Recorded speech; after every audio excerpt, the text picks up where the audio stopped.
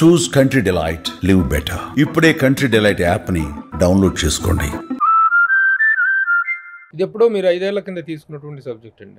అప్పటికి మీ హీరో పవన్ కళ్యాణ్ గారు రాజకీయాల్లో ఉన్నారు, కానీ ఈ ఇప్పుడున్నటువంటి హోదా కానీ మెయిన్గా ఆధ్యాత్మిక జీవితాన్ని, మనదైనటువంటి సనాతన ధర్మం అనేటువంటి ఒక కాన్సెప్ట్ని ఎత్తుకున్నారు.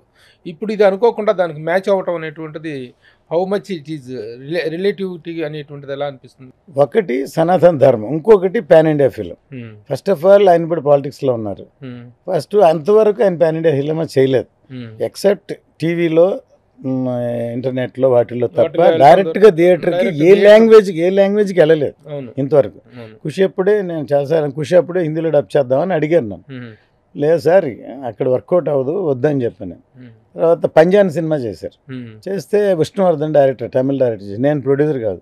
రత్నం గారిని అడగని తమిళ్లో, అంటే నేను తమిళ్లో ఉన్నాను కదా, తమిళ్లో డబ్ చేస్తే వర్కౌట్ అవ్వదు అంటే వద్దు, వేస్ట్ అని చెప్పాను. కానీ ఈ సినిమా ఎవరు అడగలేదు, బిగినింగే నేను పాన్ ఇండియా అని అనౌన్స్ చేస్తాను. ఈవెన్ మాకు గుర్తుంటే బాహుబలి కూడా ఓపెనింగ్ అప్పుడు పాన్ ఇండియా అని అనౌన్స్ చేయాలి. షూటింగ్ మొదలుపెట్టి తర్వాత పెద్దదైన పార్ట్ 1 పార్ట్ 2 అని చేశారు. కానీ ఇది ఎందుకు అనౌన్స్ చేశామంటే ఈ సబ్జెక్టు నార్త్ కనెక్ట్ అవుతుంది. అందుకని ఔరంగజేబ్ వల్ల more sufferers, more North Indians better than South Indians. ఎందుకంటే అతను డెక్కన్లో తక్కువ ఉన్నాడు, నార్త్లోనే ఎక్కువ ఉన్నాడు. అందువల్ల ఇది ఎక్కువ నార్త్ ఇండియా కనెక్ట్ అవుతుంది. తీసుకున్న పాయింట్ అలా ఉంది కాబట్టి అందుకని పాన్ ఇండియా అని ముందే అనౌన్స్ చేశాం. న్యూట్రల్ సబ్జెక్ట్ కాబట్టి ఇక్కడ డబ్ చేస్తే అక్కడ ఆడుతున్నాయి, లేకపోతే కమర్షియల్ అని చేయలేదు యాక్చువల్గా రియల్గా అట్లాంటిదే కదా అక్కడ చూస్తా కనెక్ట్ అయ్యి అని అనౌన్స్ చేసాం.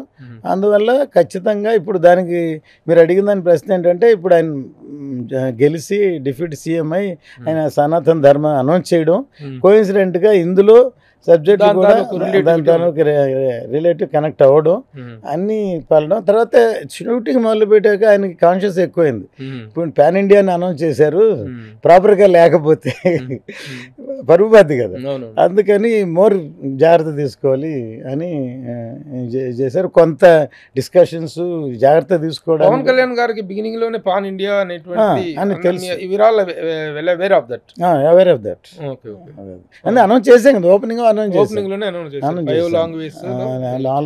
అసలు ఫస్ట్ పోస్ట్ అన్ని లాంగ్వేజ్ టైటిల్తో సార్ అన్నిట్లో అనౌన్స్ చేసాం. All language, Malayalam, Kannada, all 5 లాంగ్వేజెస్కి. సినిమా మీద ఎక్స్పెక్టేషను, దీని తాలూకు రేంజ్ ఎలా ఉన్నప్పటికీ రిలీజ్ అనేటువంటిది number of times postpone అవటం అనేటువంటిది టాక్ అయిందండి. దాని గురించి మీరు ఇచ్చేటువంటి వివరణ మీకు సాటిస్ఫై అవుతుంది, కానీ ఫ్యాన్స్ని ఎంతవరకు సాటిస్ఫై చేయగలుగుతుంది? నెంబర్ ఆఫ్ టైమ్స్ ఒక సినిమా, అందులో పవన్ కళ్యాణ్ స్థాయి హీరో సినిమా ఇన్నిసార్లు పోస్ట్ పోన్ అవటం అనేటువంటి దానికి చెప్పే రీజన్స్ స్ట్రాంగ్గా ఉండాలి. దాన్ని మీరు ఎలా సపోర్ట్ చేసుకుంటారు? యాక్చువల్గా అంటే అండి, మీడియాలో చెప్పినట్టు 14 సార్లు 10 సార్లు అది విన్నప్పుడు నాకు బాధ వేస్తుంది, కోపం వస్తుంది. రియల్గా అఫీషియల్గా వేసింది 3 సార్లు, March 28th and May 9th and June 12th. So ఈ 3 సార్లే మేము అఫీషియల్గా డేట్ వేసాం.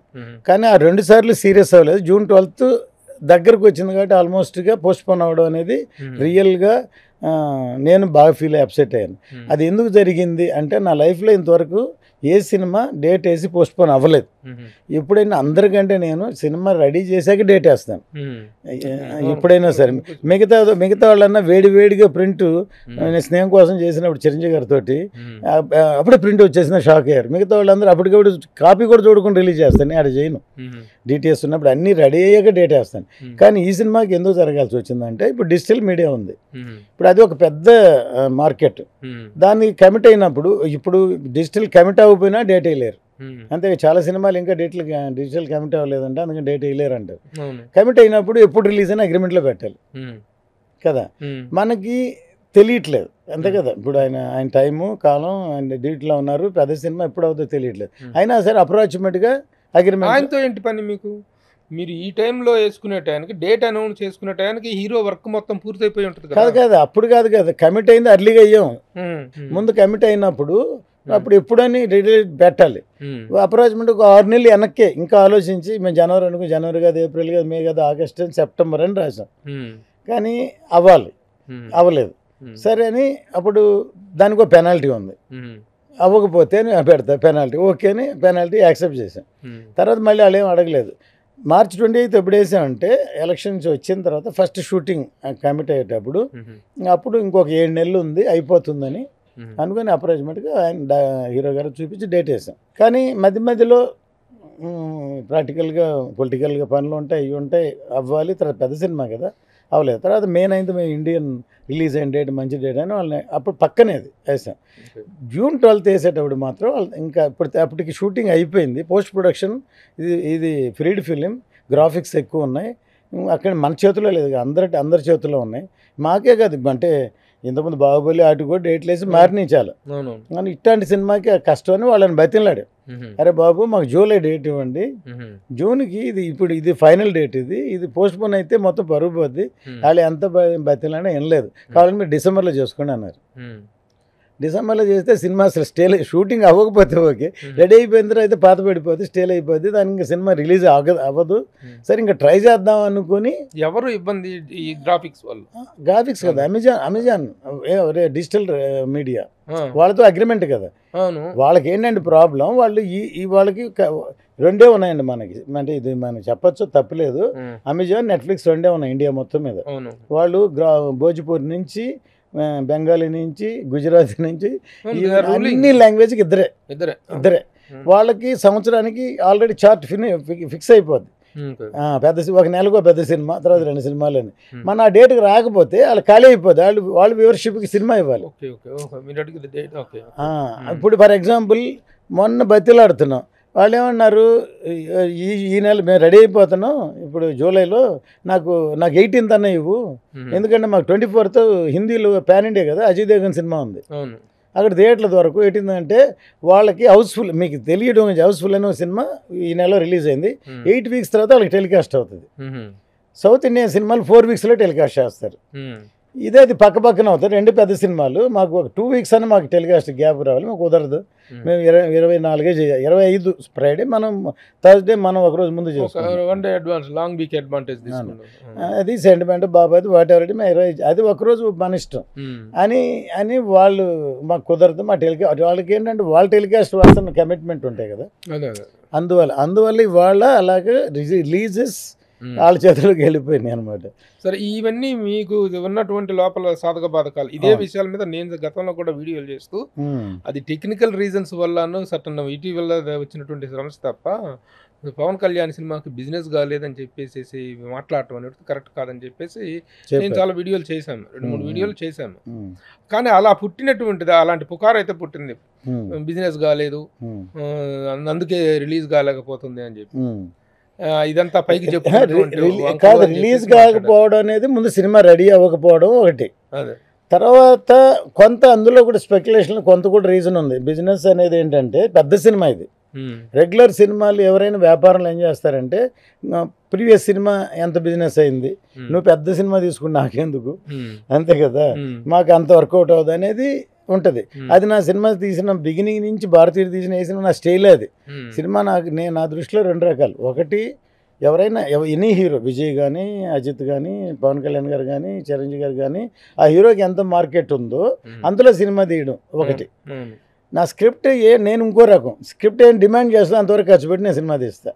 అప్పుడు ఆ రేంజ్కి అమ్మలేం, అంతే కదా. అప్పుడు ట్రైలర్ వచ్చి సినిమా నమ్మకం క్రియేట్ చేసి బాగా వచ్చి, ఓ సినిమా నాకు కావాలనిపించిన వరకు హోల్డ్ చేసి రిలీజ్ చేసి అమ్మడం. ఇప్పుడు ఆ బాబతులో ఇది అంతే కదా, హోల్డ్ చేసినందుకు వస్తుంది కదా. వస్తున్నా కూడా ఇంకా ఉంటాయి. ఇప్పుడు ఒక్కోసారి ఇంకోటి కూడా ఉంది, చాలా ఉన్నాయి ఇందులో, ఒకటి కాదు.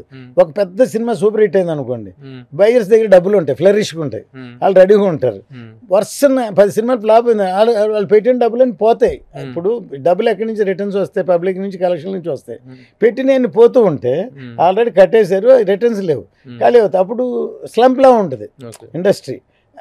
ఆ పరిస్థితుల్లో ఉన్నప్పుడు మన సినిమా వచ్చింది అనుకోండి, అది కూడా ఇంత ఎక్కువ రేట్ అయితే అని అంటారు. ఇవన్నీ జరుగుతూనే ఉంటాయి, అప్ అండ్ డౌన్. ఇప్పుడు కాదు, మొదటి నుంచి జరుగుతూనే ఉంటాయి. సరే, కారణాలు ఏమైనప్పటికీ జరిగినటువంటి అవరోధాలు ప్రారంభం మధ్యలో అన్నిటికంటే ప్రపంచ విపత్తు అనేటువంటిది కోవిడ్ ఇవన్నీ దాటుకొని కూడా తట్టుకుని, ఈ తర్వాత పొలిటికల్ స్టార్ అన్ని ఇంత పెద్ద సినిమాని కంప్లీట్ చేసి ఇంత గొప్ప రిజల్ట్ తీసుకొచ్చి ట్రైలర్ తోటి అసలు వావ్ అనిపించేటట్టు చేసాం.